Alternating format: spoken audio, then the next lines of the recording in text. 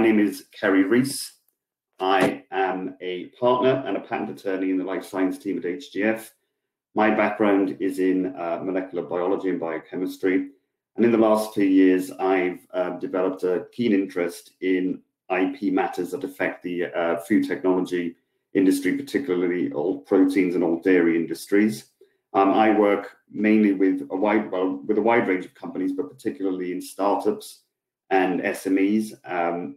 And I've advised quite a few of those on how to develop their IP strategy from the outset to get them in a good place to raise some funding at various stages and to attract investment. So before I start in earnest on the presentation and get into details, I just thought I'd give some information on HGF, if you don't mind. HGF is a specialist IP law firm. We're currently one of the largest firms in Europe, with I think it's 21 offices at the moment around Europe, 60 partners in total and just under 150 attorneys. We deal with all IP aspects, including all of the things you see listed here. So trademarks, patents, copyrights, designs are the main ones, but we also, so I'm a patent attorney. I deal with the patent side of matters, and we have specialist trademark attorneys, but also we have IP solicitors who deal with the transactional work, so drafting licensing agreements and contracts and contentious matters such as IP litigation. We also deal with due diligence from an investment point of view, so for investees and for companies seeking investment, and freedom to operate, so looking at IP risk and whether you're likely to infringe. We also deal with appeals and oppositions is a big part of my practice for the European Patent Office. Some people like to know what awards we've had, and we've had quite a few. That's just a taste of some of the awards we've had recently for the work that we've done for our clients. So moving on to the presentation in detail, what I plan to discuss today is how IP may be used to raise investment. And really what this comes down to is developing an IP strategy that is aligned to the company's business aims and the business plan, and also the investors' aims and, as well. So there's a general overview that may be applied to any technology-driven business, not just those in the old dairy field.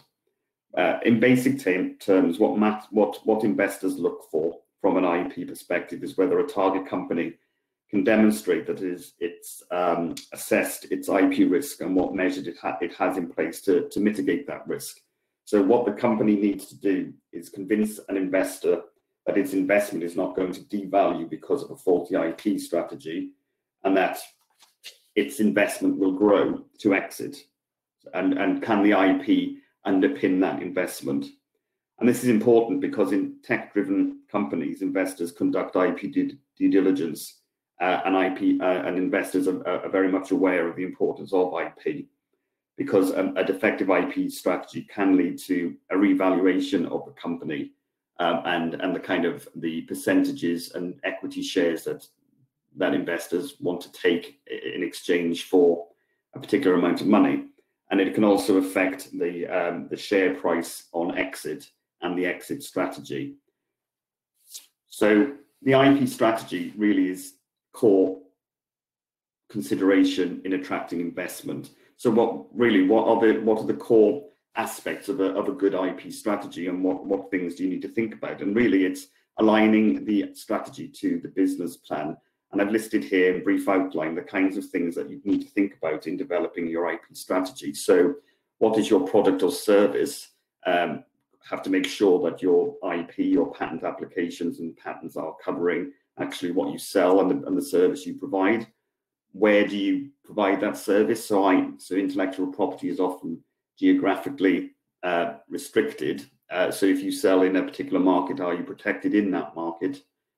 Who are your competitors? So have you assessed, whether you're able to produce your product and sell your product, or is there any IP from your competitors blocking it? And also, how will you exploit your IP? So how are you going to monetize and actually make money, basically, out of your IP investment? Will this be by licensing? Are you an R&D business that's going to assign and sell your IP? Or are you just going to use your IP to make sure you kind of maintain your market share? And in that case, are you willing to enforce your IP, which can lead to what's your appetite for litigation? And do you have the funds to support that? So central to all of this is IP capture. So in any IP strategy, it's really important that the company understands what its IP strategy is, and that everyone from the R&D staff to the board know how the IP is going to support their business. And it's often the case, well, often is probably overstating it, but sometimes the case that there's wonderful R&D going on and patent applications are being filed, but the patents are not really aligned to what the commercial strategy is and what the board wants to achieve. So everyone needs to understand what the IP strategy is and what are we trying to achieve by filing our patent applications and why are we filing them. And there needs to be a management process in place in the company to identify new inventions and innovation, and whether an innovation is potentially patentable or not. And because it's really important that that assessment is done before anything is disclosed, because as you probably know, once something is disclosed to the public, then the chances of obtaining patent protection are potentially lost. And this process can be aided by having the proper disclosure forms and agreements and assignments and status reports in place. And if you get that right at the outset, it makes interactions with the patent attorneys and investors much easier, particularly if you have to move quickly from an investment point of view. Also have an understanding of your employment contracts and research agreements. This is important to assess who actually owns your IP, because it's sometimes the case that a company thinks it owns its IP, but actually it hasn't got the right agreements in place with the inventors that invented the inventions. But also think about what is the appropriate form of IP. So I'm a patent attorney, but it's not all about patents. There are trademarks and designs and which might be appropriate for your business. Some last for a very long time, like a patent application, and a patent can last for 20 years. But in a business that is maybe fast moving, you might not want protection for that long. So you might want to look for maybe some unregistered rights or rights that can be renewed or last for a shorter period.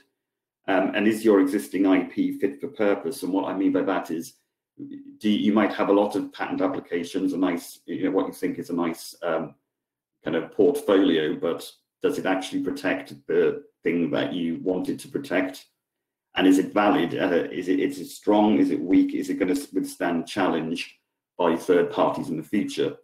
And also look at your commercial kind of activities and whether you need to acquire IP rights from third parties. So do you have a freedom to operate, or do you need to acquire some rights in order to enable you to do what you want to do? And are those rights that you're acquiring, are they valid? And what price are you prepared to pay for them? Which takes us on to the next point of a strand of an IP strategy is, how are you going to make money, or how are you going to use your IP to a commercial advantage? And you can use IP in its purest form, which is or patent application, which is a monopoly right. So an IP may be used to keep competitors off the market, and that might be as far as it goes. But then you have to have an appetite to take measures against anybody that kind of trespasses in your IP rights. But you must kind of bear in mind that having a patent, for example, doesn't mean that you have the right to practice your invention. It means that you have the right to exclude somebody from practicing your invention. You may still need other IP from other third parties to enable you to make your invention. Another way of taking commercial advantage of your IP is to simply sell it. So you might be a pure research company and are happy to sell your IP, but then you have to determine how much your IP is worth. And IP valuation is a topic in itself and a presentation itself. But there are ways of valuing your IP which are a bit more certain these days than they were in the past. And then another possibility is to license your IP. So to allow people to practice your inventions and work inside the scope of your patent on particular terms, which could be a sole, for example, license and exclusive license. There are various types, and what royalty rates are you going to want, and how long are you going to allow that third party to practice within the scope of your IP. The third strand then takes us on to third party IP, and I've said already that having your own patent applications or patents doesn't necessarily mean that you can practice your invention. You may need to in-license other IP from third parties. And third party IP, we're really talking about your infringement risk. So what is the risk that a third party could block your activities?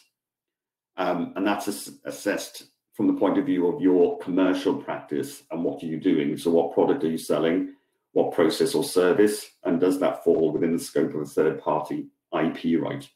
There are sensitivities about when you do an FTO, a freedom to operate exercise. So really you need to know what your product is that you're going to sell, but also you don't want to be doing a freedom to operate in the middle of a due diligence process where you're putting risk on the table. You need to have at least an idea of what's around before you kind of seek investment from third parties so that you're able to show that you're aware of the risks and you have a plan to mitigate any risks that might arise. And you can find third-party patent rights, for example. There are lots of publicly available databases around, like Patent Scope on Espacenet, and that's quite good for various reasons. You can see what competitors are doing in terms of their commercial development or research developments. You can identify licensees potentially by doing a patent landscape, and you can also place watches through, for example, the European Patent Register on a particular company name, and you'll be sent updates by email on any new developments on their IP portfolios. Another aspect of third-party rights is to check your suppliers and whether they have their IP in place. Now, is that valid? Because, for example, you don't want a really crucial supplier not being able to supply it anymore because it's infringing somebody else's rights. And there is an option for, at least in Europe, for dealing with problematic IP rights for patent applications in something called a post-grant opposition, which is a 9-month period after grant. It's quite an efficient way, quite cost-effective actually, to get rid of potential problems. And finally, I just wanted to mention IP enforcement, which is the final strand of any IP strategy. And all I want to say at this stage, because this is a big topic in itself, that we're talking here about what is your appetite for enforcing your IP rights. So if somebody does trespass or infringe your rights, do you have the appetite for a fight, or are you likely to want to settle? And what are your competitors' appetite for enforcing their rights as well? And you need to have an IP budget if you are going to go down the enforcement route, and it's quite expensive. So probably best to settle, but you need to at least have thought about it and have something to say about it in terms of a business plan and an IP strategy. Then to finish, I wanted to talk just briefly about some three very brief examples of companies I've worked for anonymously where things have gone wrong. So there was a UK startup that didn't have an IP strategy at all, and that wasn't communicated to the R&D and employees. They lost the opportunity for investment because nothing was protected by IP. So that showed that actually IP was important to investors to invest. And then there was a UK SME that had filed actually quite a lot of patent applications, but very few of them covered the product that several years down the line after filing their applications, those applications were no longer relevant to protecting their commercial activities anymore. So a lot of money had been largely wasted on maintaining up patents that weren't adding anything to the business. And also a trademark company, a food company that had to rebrand and change a name of a product because it hadn't cleared that trademark to use in the UK. So it had to rebrand, which is quite an expensive exercise. So just a few war stories about highlighting, the importance of trying to get your IP strategy right from the outset. particularly in order to attract investment. And that's it from me. These are my contact details. I'm willing to take questions, please, or if somebody wants to contact me offline, I'm willing to have a discussion with you.